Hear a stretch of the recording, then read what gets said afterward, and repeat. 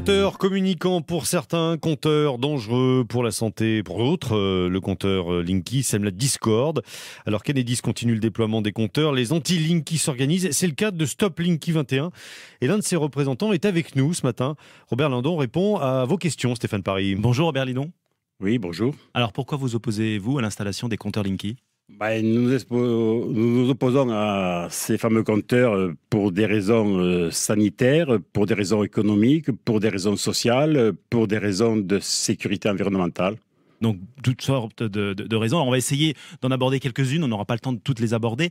Au niveau de la technologie, on nous dit plus besoin de rendez-vous avec un agent pour le relever. Ces compteurs sont intelligents, donc ils transmettent les informations tout seuls. On peut connaître à tout moment un état précis de notre consommation. C'est quand même un progrès par rapport aux anciens compteurs, non ?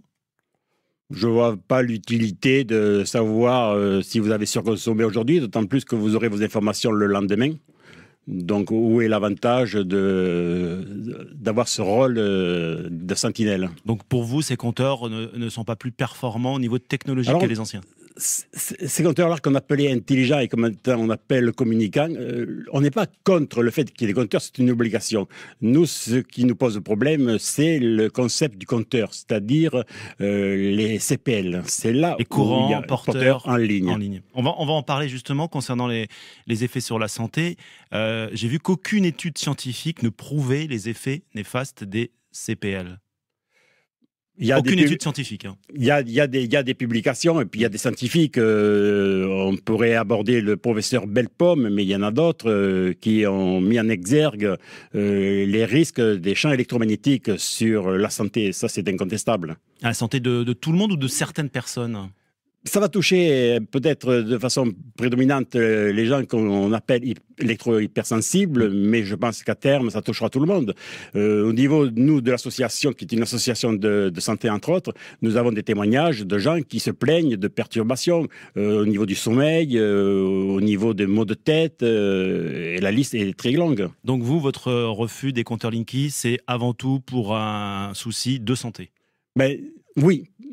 Prioritairement, au niveau de notre association Connaissance de la Santé, c'est vrai que nous mettons en exergue cette problématique. Il est 8h-5 sur France Bleu Bourgogne. L'un des représentants de l'association Stop Linky 21, Robert Lindon, est avec nous ce matin. Alors question Robert Lindon, comment on fait en cas de panne avec un vieux compteur si on n'a pas le nouveau compteur Linky ? Vous êtes piégé. Vous n'avez pas d'autre moyen que d'accepter le Linky. Donc c'est difficile. On sait que des sociétés installent en ce moment ce compteur un petit peu partout en France et à Dijon, et qu'ils sont du genre persuasif. Comment on fait pour résister finalement ? Écoutez, vous avez soit la possibilité de vous opposer de façon physique à l'installation de ce compteur. Il faut savoir qu'il y a... C'est risqué, non, de façon physique, non ? Vu certains installateurs, oui. Oui, parce que leur méthode est à la limite... j'ai du mal à qualifier leur méthode. Est-ce qu'on peut vraiment s'opposer, c'est la question qu'on se pose ce matin, à l'installation des compteurs Linky chez soi ? Oui, on peut s'opposer à cette fameuse installation. Il n'y a rien qui nous oblige, dans la loi, il n'y a pas un texte qui oblige à la changer loi, les compteurs. qu'on nous met en exergue en permanence sous le nez, ça stipule de changer 80% des compteurs. Ça, c'est la directive européenne. Ça, c'est la directive européenne. Mais rien ne vous oblige à laisser rentrer chez vous des installateurs pour changer le compteur Linky. Rien ne nous oblige à accepter ça, puisque le président du directoire de RDF, M. Monloubou, lors d'une commission parlementaire, a reconnu qu'il n'avait pas les moyens de nous forcer à accepter ce compteur-là, et qu'il n'avait pas l'intention de forcer notre porte, ce qui n'est pas le cas avec les installateurs. Donc on peut résister. On peut résister, et il faut résister. Jusqu'à quand ?